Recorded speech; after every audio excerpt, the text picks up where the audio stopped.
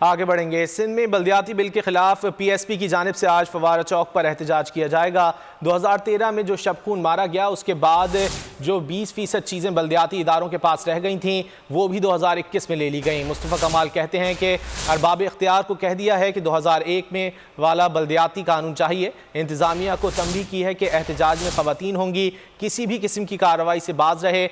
آج آئندہ کے لاہ عمل کا اعلان کریں گے۔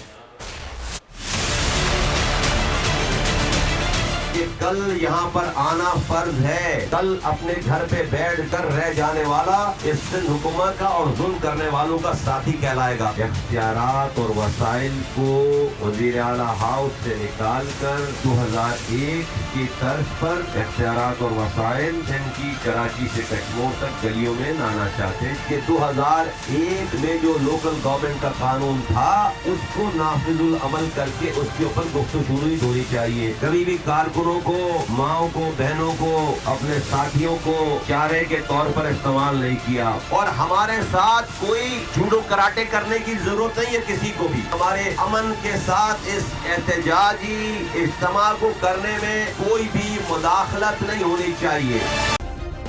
سبسکرائب کریں اور بیل دبائیں تاکہ کوئی خبر رہ نہ جائے۔